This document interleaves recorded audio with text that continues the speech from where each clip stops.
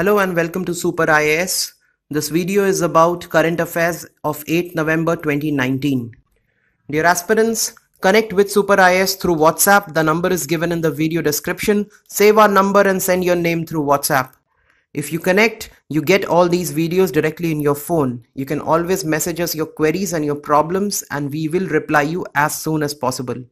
You will also get notifications about our new initiative which will make your GS 1, 2, 3 preparation complete. So do connect with us and let's start.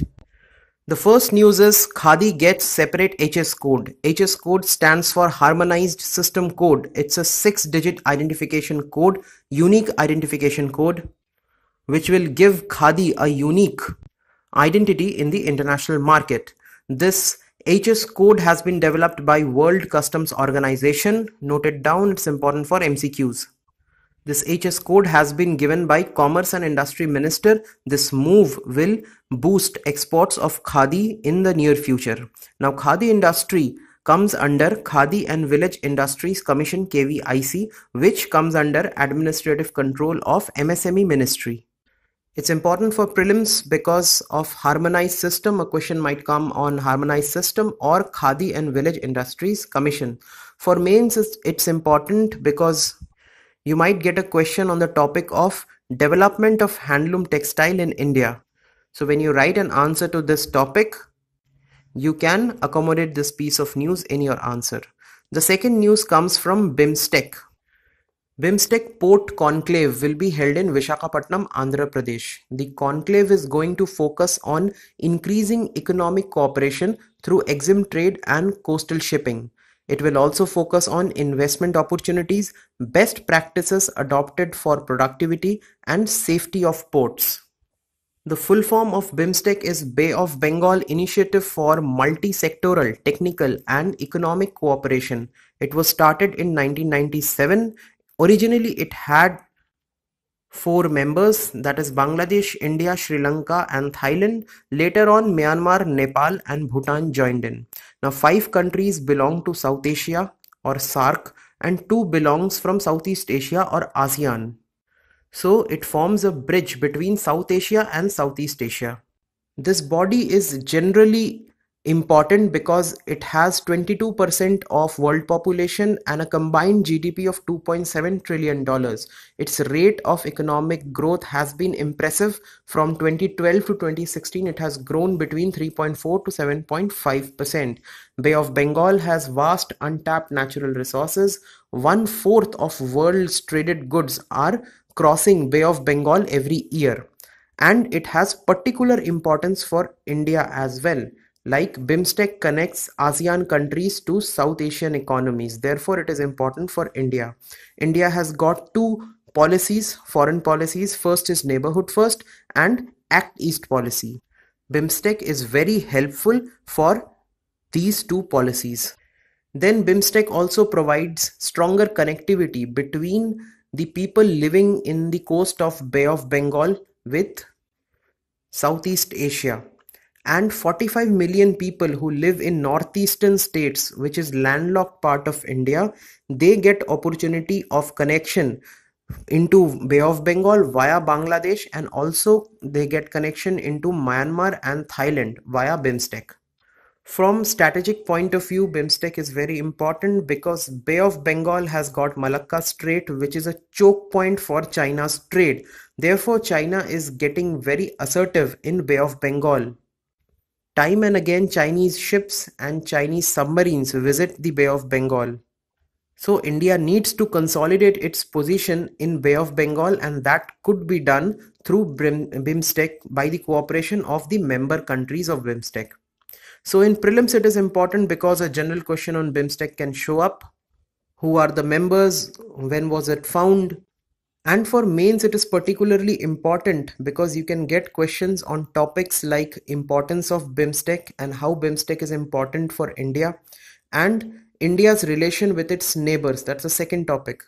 So mains questions are always topic based. You have to prepare a topic comprehensively in order to answer mains question, and these news are merely addition or supplements to those comprehensive topics. So these are the main topics like importance of BIMSTEC and importance for India and India's relation with its neighbor. When you prepare these comprehensive topics, you attach these pieces of news into these topics to make your preparation and answer writing complete.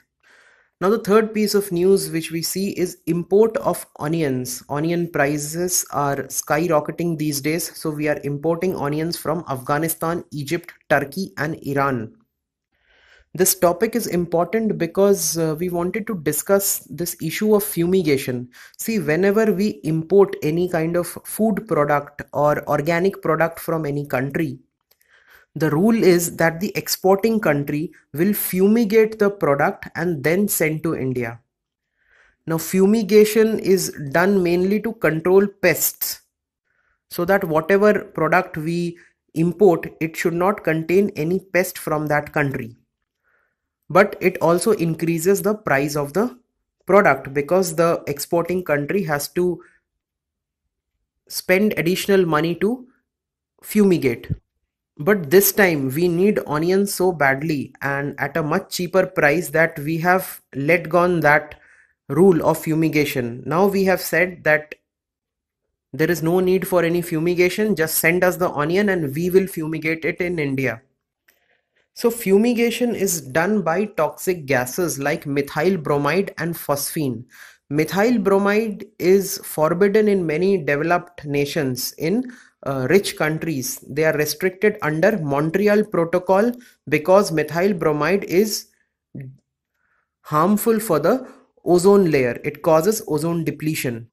So remember fumigation, and in fumigation two gases, methyl bromide and phosphine. Methyl bromide is not used by developed nation because it causes ozone depletion and therefore they are restricted under Montreal Protocol. All these things can form an MCQ question very easily. So for prelims it is important in fumigation, ozone depletion or even Montreal Protocol.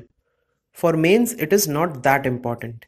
Then fourth news is the Union Cabinet has approved the creation of an alternative investment fund of 25,000 crore rupees to revive stalled affordable and middle income housing projects across the country. Now there are many projects which aimed to build affordable and middle income houses in the entire country. Those projects have been stalled because of lack of cash. Now these projects have to be started, and to start these projects, Union Cabinet has created a fund called Alternative Investment Fund, which will have 25,000 crore rupees.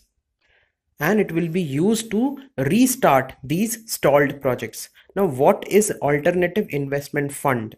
These are privately pooled investment funds. They can be of Indian or foreign origin. It is always in the form of a trust or a private limited company or a limited liability partnership.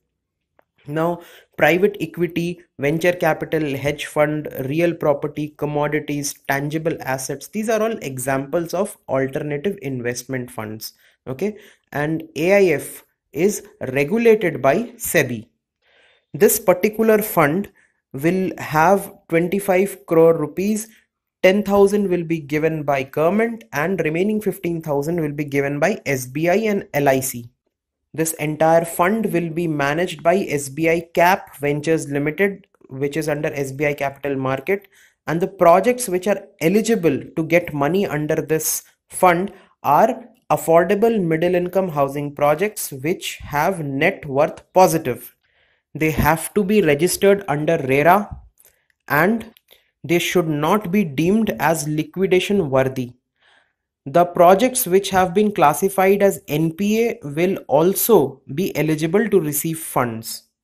The expected benefits are there are around 1,600 such projects, housing projects, which are stalled due to lack of funds. They will get a revival. Home buyers and real estate people, they will also get lot of help from this fund, from this initiative rather. then it will generate lot of demand in the market, because when a house is built, you need cement, you need iron, you need bricks, you need steel. All these industries will get a boost because there will be high demand, which will directly generate employments.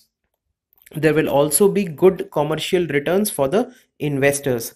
This topic is important because this topic is important for prelims, because you might be asked about alternative investment fund. For mains topic, the topic of revival of housing sector, revival of real estate sector, or revival of stalled projects, these topics are important for mains, and this piece of news can accommodate these topics. The fifth news we are getting is core investment company. RBI has recommended measures to strengthen the core investment companies. Now, core investment companies are a special form of NBFCs, non-banking financial companies. They are those NBFCs registered with RBI and have an asset size above 100 crore rupees. Their main business is acquisition of shares and securities. 90% of their asset should be in the form of investments in equity shares, preference shares, bond, debentures, debt, loans in group companies. In prelims, you can be asked about core investment companies, and in mains topic, role of RBI in strengthening our bank system, role of NBFCs in Indian economy. When you're asked question on these topic, you can put this piece of news in your answer. Sixth news is India and Brazil signed amended DTAC. Now, India and Brazil already have a double taxation avoidance convention. Now, this is an amendment in DTAC. This amendment is made to implement the G20 OECD base erosion and profit shifting project. These amendments will bring in more investment, it will lower the tax rate and fees for technical services. Now, what is double taxation avoidance agreement? It is a tax treaty signed between two or more countries. In this, a person or a taxpayer in these countries can avoid being taxed twice for the same income in two countries. Then we also heard a term, base erosion and profit shifting, BEPS. Now, this is basically tax planning strategy, where the taxpayer takes advantage of different tax rule in different countries and minimizes his corporation tax by making tax profit disappear or shift his profits into low tax jurisdictions or low tax countries. So this entire process is done to save yourself from corporate tax. This is called base erosion and profit shifting. For prelims, it is important. There can be a question on DTAA or BEPS. And the main topic is efforts by India for tax compliance. If you get a question on this topic, you can accommodate this news in your answer. The seventh news is reconstitution of National Integration Council. National Integration Council is an extra constitutional body. It is not mentioned in our constitution. It is chaired by the Prime Minister. It has got many members like council members, including cabinet members, chief ministers of states, political leaders, chairman of UGC, commissioner of scheduled caste and scheduled tribes, representatives of industry, business and trade unions. This was created to combat the evils of communalism, casteism, regionalism, and linguism, the threats to national integrity. It was started after National Integration Conference held in 1961, chaired by Pandit Jawaharlal Nehru. So basically, it works for national integration. So there is a view that we must again reconstitute National Integration Council, and that is in the backdrop of Ayodhya verdict. For prelims, it is important. You can be asked a question on National Integration Council, whether it's constitutional or non-constitutional, who started it, and what is its purpose. For mains, it is important for the topic of unity and integrity of India. If you're asked a question on unity and integrity of India in GS or even in your essay paper, you can mention National Integration Council. in your answer. The eighth news is Kyasanur forest disease. It's a viral disease. It mainly occurs in monkeys, but it can also be transferred to human beings. Every year we have 400 to 500 human cases. It's an endemic disease of Karnataka. When the monkeys or the rodents or the shrews, they are bitten by a tick called heart tick. If the tick is infected, then the monkey or the rodent or the shrews, even they will get infected. And if that infected animal comes in contact with human beings, then the disease spreads to human beings as well.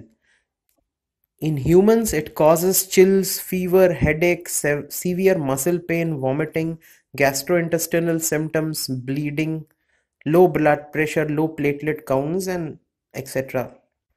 One can diagnose it through PCR, through ELISA test, and there is no specific treatment for this disease, though vaccines are also available.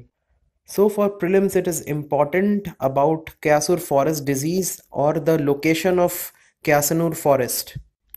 It's not that important for mains. The ninth news is NEERI Ind Air. Now the full form of NEERI is National Environmental Engineering Research Institute. It belongs to CSIR.